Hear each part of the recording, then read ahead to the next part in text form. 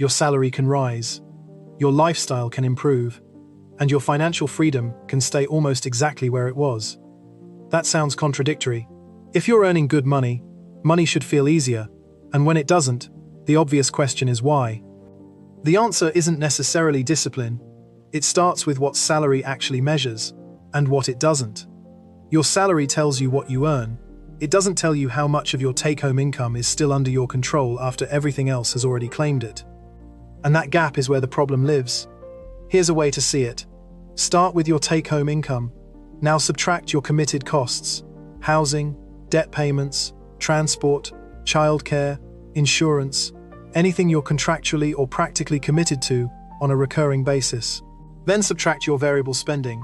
Then account for costs that don't arrive every month but still arrive over time. What's left is what we'll call your financial margin. It isn't an official financial metric, just a simple way to see how much of your income is still flexible. And the difference between two households with exactly the same take-home income can be enormous. Take two households. Both bring home $5,000 a month. Same income. On paper, the same starting point. Household A has committed costs of $2,000, variable spending of $1,200, $300 set aside for irregular expenses. Their financial margin, $1,500. Now household B, same $5,000 take-home income, but their committed costs are $3,300. Variable spending is $1,250, $500 reserved for irregular expenses. Their financial margin, -$50. Same income, completely different flexibility. And this is the first thing an income number can't tell you. A larger paycheck can look like financial strength, while most of it already has somewhere to go before you've made a single new decision. None of that means fixed costs are bad. Housing gives you somewhere to live. Childcare can make working possible. Insurance protects against much larger losses. Transport may be what makes the income possible in the first place. The issue isn't spending money. The issue is how much flexibility remains after those commitments.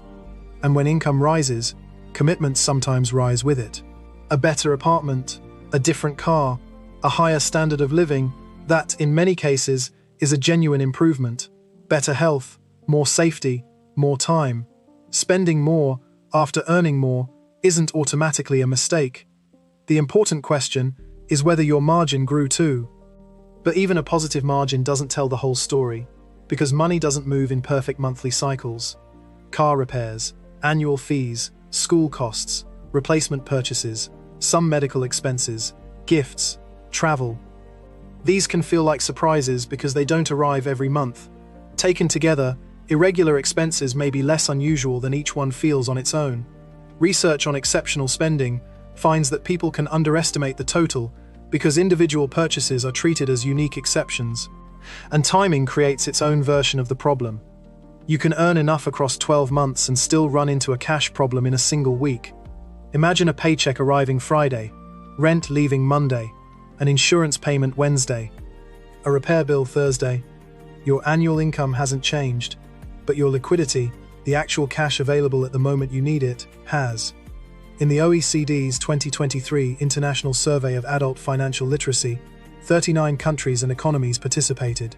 On average, across participating countries and economies, 54% of adults reported that they would be able to pay a major expense equal to 1 month of income without borrowing or asking friends or family for help, and 43% reported that they could cover their living expenses for at least 3 months if they lost their main source of income. Those are averages across participating countries and economies, not estimates for every adult on Earth, but they point to something important. Income is a flow, accessible cash is a different measurement, and one doesn't automatically produce the other. Which brings us to how systems work. If saving only happens when money is left at the end of the month, saving has to compete with everything that came before it. Every bill, every decision, every unexpected cost. Automation changes that sequence. Research on automatic enrollment in formal retirement saving plans shows that defaults can significantly increase participation.